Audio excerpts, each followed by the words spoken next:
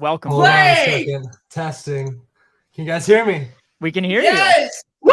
you. Hey, Happy welcome. 420. Welcome to the podcast. Thank you so much for having me.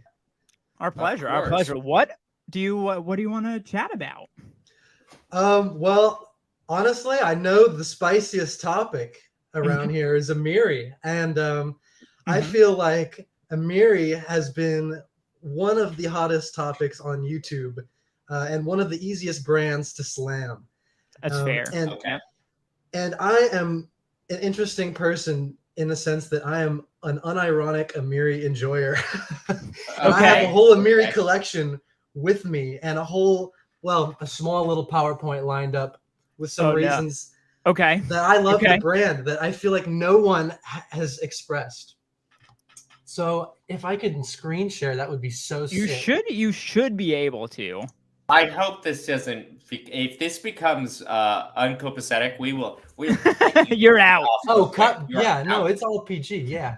Oh, yeah.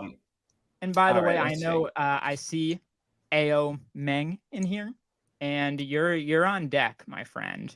All right, You're Blake, on I deck. see you. We got your screen share. All right. And it is on.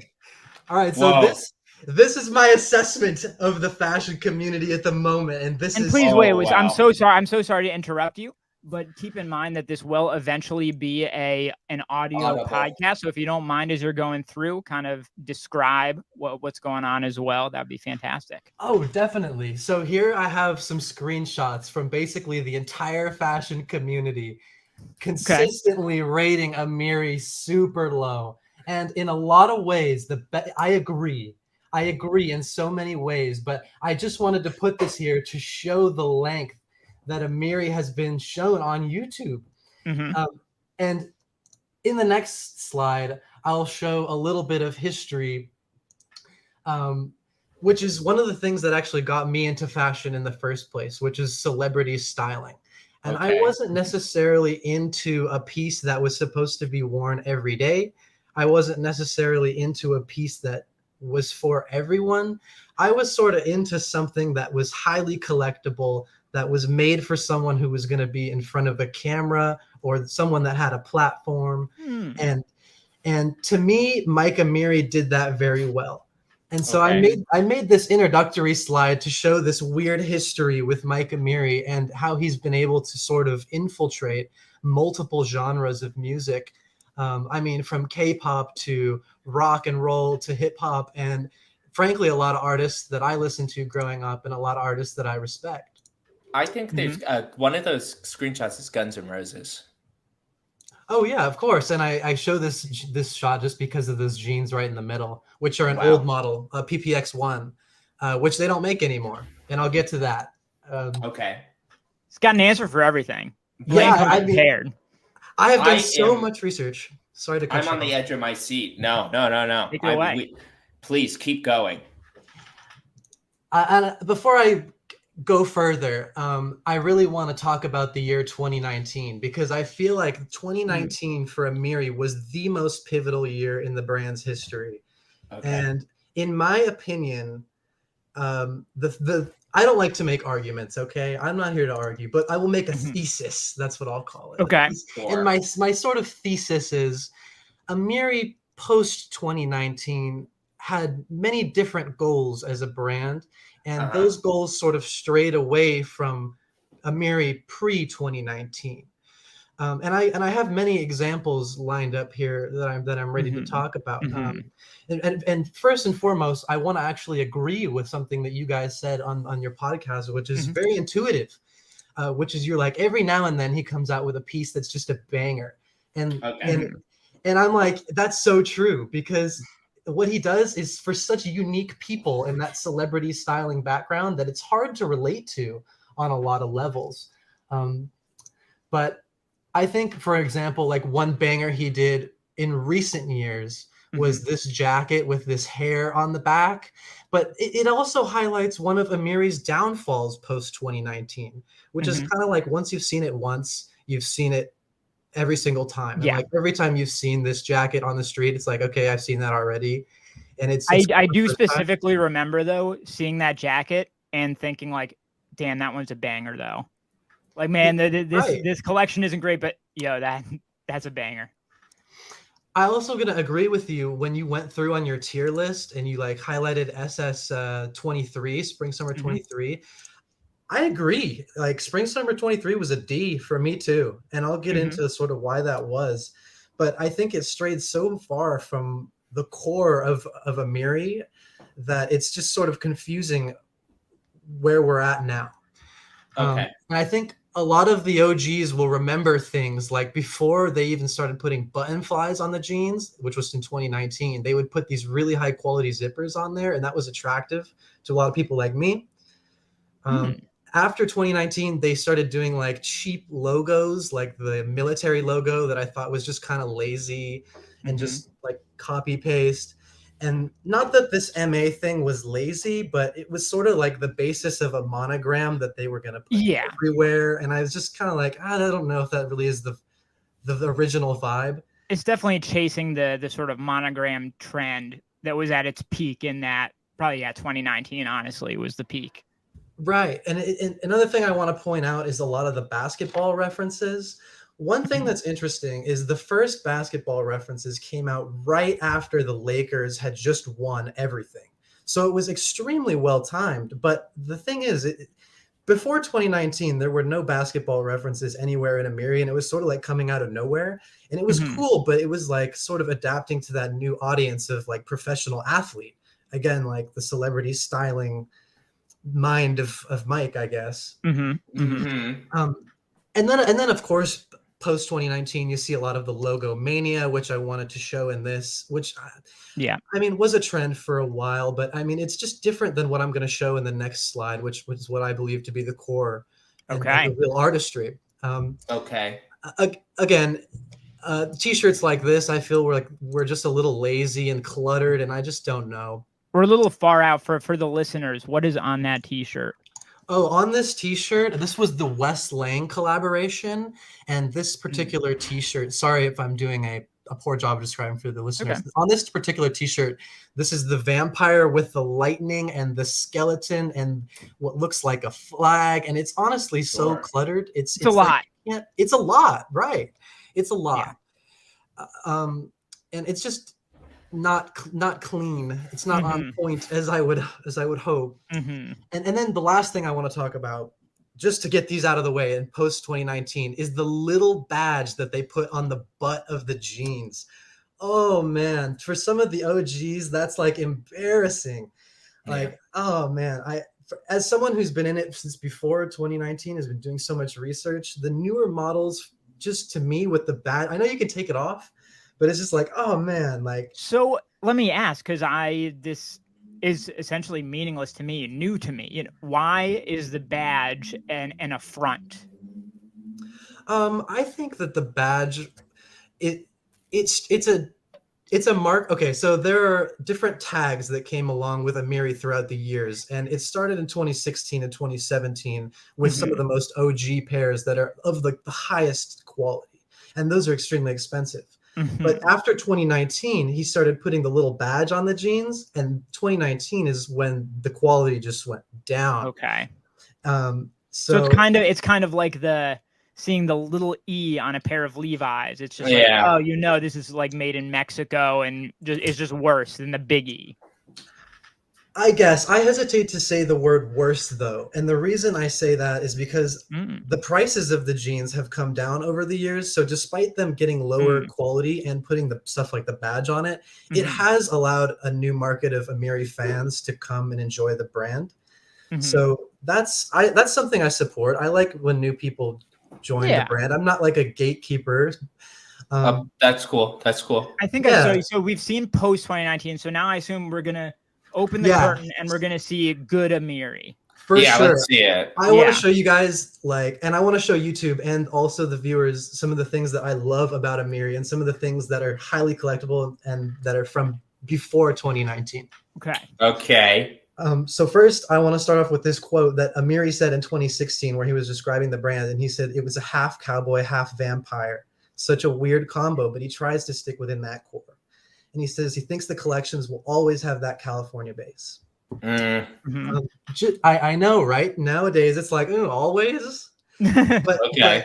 But for me, growing up in California, my whole life, a lot of these designs pre-2019 made a lot of sense to me. Sure. So I'll start off with these two designs in the top left. And for the viewers, these are two different vintage T-shirts that he sourced in Los Angeles and applied Swarovski crystals and the custom vampire print with Kiefer Sutherland's face from the movie The Lost Boys, which I liked. Good reference. Yeah. And so this, I put these two pictures on here to show that he was really out there sourcing different vintage tees to print on, and every piece was sort of one of a kind in the early days. And this shows an Amiri before the days of the commercial monogram. You know, this was when Mike was really in there applying his own thought to things. And I think that shows also in these 4 images at the bottom, which are from the Autumn Winter 2018 Children of the Night collection. And I think a lot of people would say that this is sort of a continuation of Edis Lemon or Saint Laurent Paris, but I would sort of say, why are you complaining? Like, that stuff was amazing. You know, like, and I also have to outline a bit of an anecdote from when I was getting into fashion. I tried the jeans from Saint Laurent Paris when I was getting into it, and everyone's a little different. And I tried a 31, I tried a 32, I tried a 33. None of them really quite worked for me. And even though I loved the collections and I loved Surf Sound, I just wanted more. And Amiri is where I found more. So going on to the next image here, you can see some recurring savoir-faire with the brand, like the snakes. Ooh la la. And that's that's how I would describe it as well. Right, like it's interesting, and it appears throughout the seasons, and it's different than what we saw post 2019 with this this sort of new take. So I guess to sum up my thesis in 1 or 2 sentences, I would say that Amiri post 2019 has been growing at a rate where Mike can't pay attention to putting this kind of effort into the clothes anymore. And I think he has his own family, and I think he has a lot of things that he is working on in his own life. One reason why I wanted to come on the podcast was to announce the news that I heard recently that Mike Amiri is actually stepping down from his role as CEO of the company, but is keeping his role as creative director. Oh, that's fun. And that's interesting. That's interesting because it's like he wants to get away from the business and step back towards the pre-2019 when he was actually looking at look at these colors. I mean, the green snakeskin leather moto jacket here. I mean, that's fantastic. I will say, I notice it seemed the thing that I see the most out of him these days is either like hustle porn, like quotes, or him like in Saudi Arabia opening the new Amiri flagship. You know what I mean? Yeah. Those are vibes. They are vibes. It's a vibe. Yeah. I guess I'm with you on that. I agree that he has some hot Instagram takes for sure. And sometimes he should just like kind of, you know, cool it for the sake of all of us. But also I have to say, if I'm going to defend that, here's what I'll say. Growing up with a Persian father myself, I know that they're very interested in and passionate in the world affairs, like, you know, when he posts things about Iran and things like that. And I think that his clothes really vibe with that audience, and I think Persian people, especially on the West Coast, are into it, and that's something that I've seen myself, and I think that, you know, where you live does sort of matter with clothes sometimes. And it does. That's a very fair point, honestly.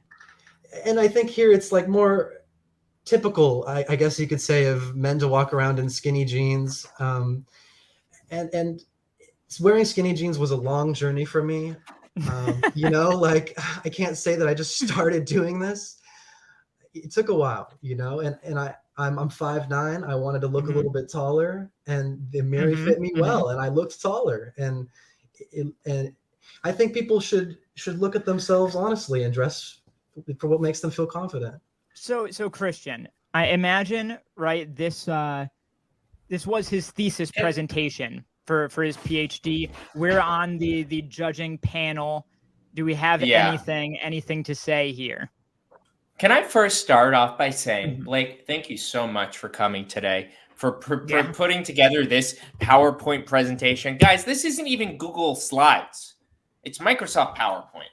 Damn and I just want to say, like, for all the hot takes that Kilian and I have to come up with professionally to keep, the wheels turning, we truly appreciate you sharing your passion, your connection, and your admiration for Mike Amiri. And I agree with you 100%. I've only been to LA once, but I could tell fashion is different there. And I love this. I love the presentation. We got a zoom in on a Riri zip. And I think I'm with you in that I can't find anything to argue with necessarily, because at the end of the day, it all comes back to taste, and neither of us are in the business of like dissing anyone's taste. You know what I mean? And we've also admitted that there are bangers in there, and if you find more bangers in there than we do, like, hell yeah. You know what I mean? I mean, if I'm going to be honest for only 1 second of this podcast, hit it. Blake, I appreciate that you have something that you love, and then you should always love it. And if it resonates with you, you should follow that. And that's what I really believe. But as a performer, I need to let me make a metaphor. Let's say you love Christopher Nolan. You love his movies. And some people are like, oh, his movies are stupid. I'm a real fancy pants, and I only like really fancy movies. But like a lot of people are like, it's pretty cool. I like these movies. Mm-hmm. What if, hypothetically, Christopher Nolan's like, I'm going to take time to make a new movie, but then some other dude comes and just copies Christopher Nolan, and he's making a lot of movies that are just like him, but a little less hitting. And those movies actually perform way better than Christopher Nolan's, and they become like the top movies. And that metaphor is Eddie Salmon and Mike Amiri. Eddie Salmon is Christopher Nolan. Mike Amiri is the imaginary director. Blake, how would you respond to that criticism if I said I look at this and I see Saint Laurent Paris, and my qualification is that designers bring something more fresh to the table? What would you say?